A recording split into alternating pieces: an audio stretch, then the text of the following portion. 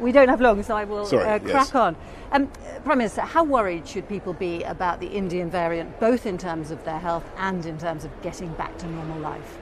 Well, we're looking at the epidemiology the whole time as it comes in, and at the moment, I think partly because we built up such a wall of defences with the vaccination programme, I don't see anything conclusive at the moment to say that we need to deviate from the roadmap. But we've got to be cautious, and we're keeping everything under very close observation. We'll know a lot more in a few days' time.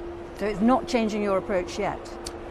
We're keeping everything under very, very careful, close review. We're looking at all the data as it comes in from places like Bolton, Blackburn, Bedford, Sefton, other places, just looking at those curves where they're moving, trying to understand whether the Indian variant is more transmissible, and if so, by how much more it's transmissible, and also trying to understand to what extent our vaccine programme has already sufficiently fortified us all against it. And I'm afraid we've just got a few more days of looking at that data. But as things stand at the moment, I can see nothing conclusive in the data to say that we have to deviate from the present roadmap. But we've got to be cautious, and we'll be letting people know in a few days' time. Can you rule out a return to local lockdowns? We just got to be cautious about the way we approach it, and we'll be letting people know as much as we can, as soon as we can. But at the moment, we don't see anything conclusive that makes us think we have to deviate from the roadmap. Obviously, we'll be letting people know as soon as we've got the data.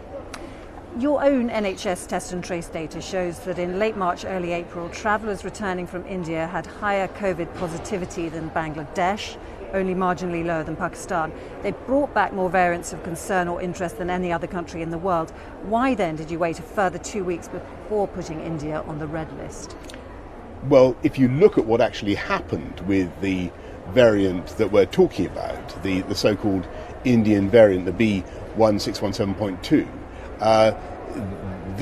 India was put on the red list before this was even a variant under investigation, let alone a variant of concern. So we took prompt action, and we will continue to take very, very draconian action in respect of all variants coming from wherever around the world. Why are the rules on international travel currently so woolly? You've got 150 flights a day going to amber list countries. Do you think that's safe?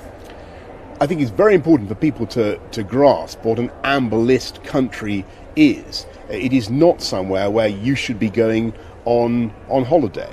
Well, let me be very clear about that. And if people do go to an amber list country, if they absolutely have to for some pressing family or urgent business reason, if they have to go to an amber list country, then please bear in mind that you will have to self-isolate. You'll have to take tests and do a passenger locator form and all the rest of it, but you'll also have to self-isolate for 10 days when you get back. And that period of self-isolation, that period of quarantine, will be enforced with fines of up to £10,000. So I think it's important people understand what an amber list country is.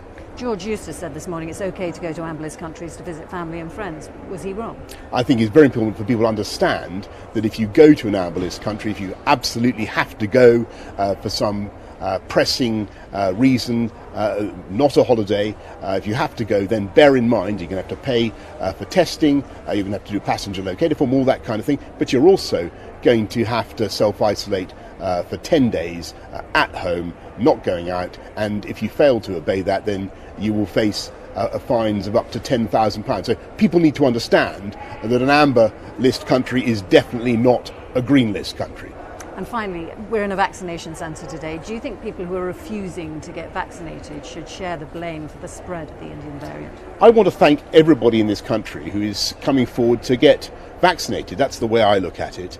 And, you know, this country is quite extraordinary. There was a poll, I think, done last night, which showed that of all the countries in the world, we are the most positive about vaccinations. The numbers are incredibly high. And I know that, some people have been more vaccine hesitant than others, but actually across the whole of society the numbers continue to go up in every group, in every age group, and that's very, very encouraging. And I would urge everybody, just make the obvious point, urge everybody who is eligible for a vaccine, when you get your call up, when you get the notification for the NHS, come and get your jab.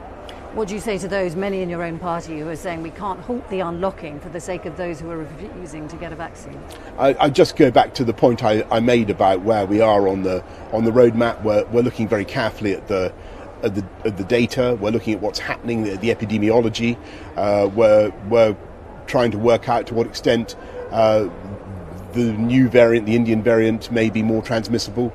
But at the moment we see nothing conclusive to say that we have to deviate from the roadmap, but obviously we'll be keeping people informed. That's why I said what I said on Friday, and we'll keep people continually updated.